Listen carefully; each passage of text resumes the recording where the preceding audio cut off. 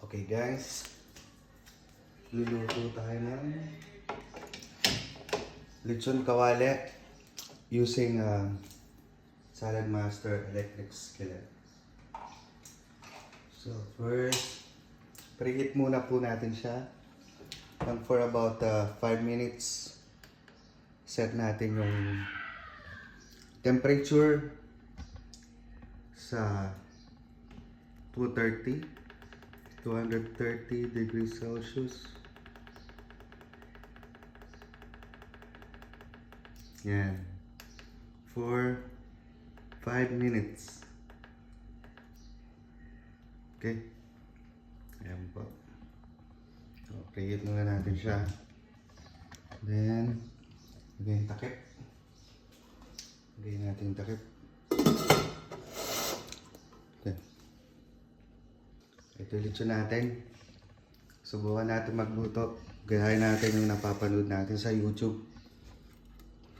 Ayan. Ito, frozen pa siya. Hindi ko pa siya tinag-frost. Tingnan natin kung mag-work. Let's see. Expectation versus reality. So mga guys, bili na rin kayo ng Salad Master para mabudol rin kayo. Joke lang. Pero maganda tong Salad Master. Ayun, so tapos na yung preheat natin. Makikita nyo, wala na yung timer tsaka yung temperature indication. Check natin kung pwede na. Nakakita natin sa YouTube. Ayan, pwede na. Yun, pwede na oh. Ayan. So set ulit po natin sa temperature na 180. Oh, 190. Set natin sa 190 degrees Celsius. Kita nyo ha. Tapos for about, set na natin sa 30 minutes or 40 minutes. Mula lang ako ha. Tignan natin kung magiging successful yung luto natin ng lechon liempo. Yan, using Salad Master electric skillet. Wait lang. Opya. Natin. Check natin na. Lagay down natin. Natin. Ayan. Natin. Di kasi. Gumatakpan to. Pwede. Yan. Takpan natin. Takpan po. So, pwede takpan. So, stay lang natin dyan. Hanggang sa lumambot siya, check natin after ilang minutes. I-update ko kayo sa pag-check. Okay guys. Naririnig tayo na ano. Ito. Ano to?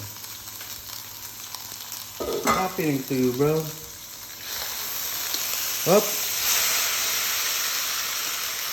Okay. So ano na? Nakalambot ka ba or what?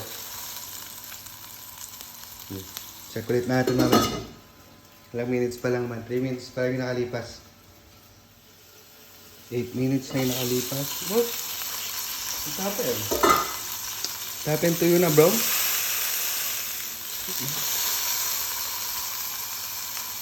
Lang ha?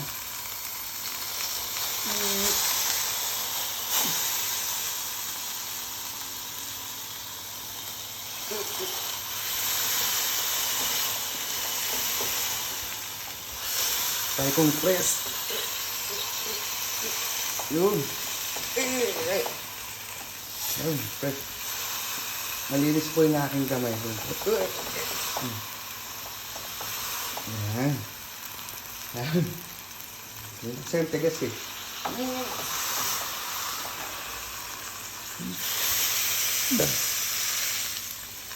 Yan. Mambot na siyang konti. Okay. Takpan ulit natin. Yan. No?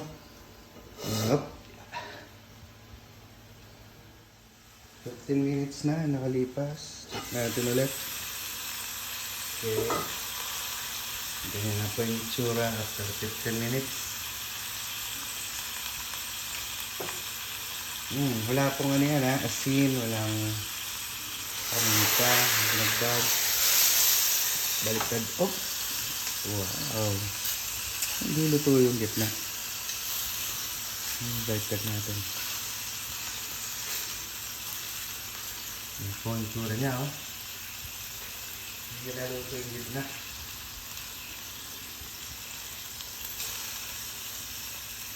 Taas po natin siya sa temperature na 200. Taas natin, 200 na. Tinaas ko po yung temperature ng 200. So,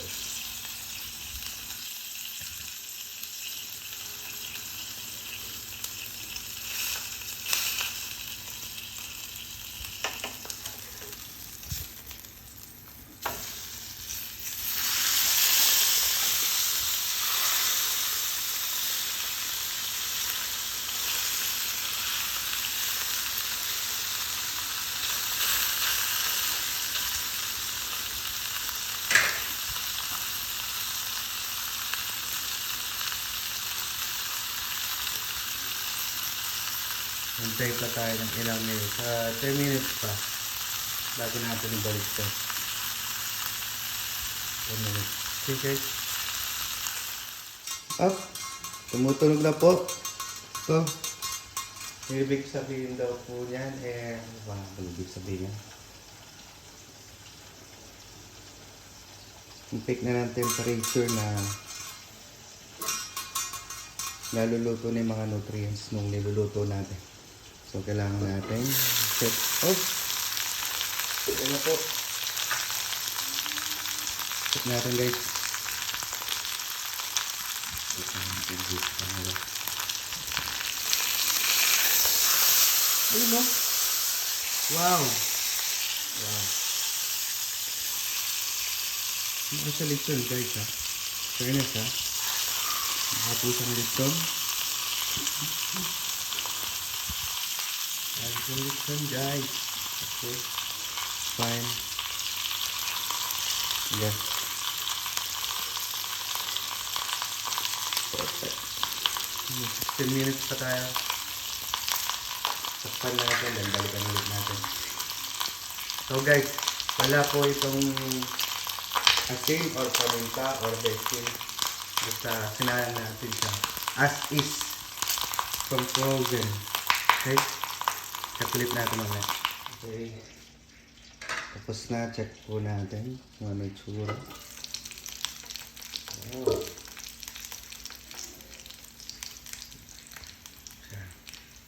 So after 40 minutes of cooking, tignan na natin ito pa.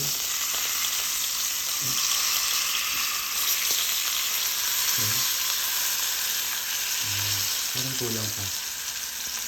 Kulang pa. Kulang pa natin. Pagdagan pa po natin yung sa taas oh. Kulang pa ito. Magdagan na lang natin. Ilang minutes pa. So adjust tayo sa temperature 200 ulit. 200 ulit. Okay, 10 minutes or 10 minutes. 5 minutes each sides po. Okay, fine. Okay, check natin ulit mamaya. Ito na po yung finished product. Nahati ko na, hindi ko na pinakita. Ito na. Lasa niya masarap. Natural na natural. Ayan, parisan natin ng Mang Tomas. Padagdag lasa.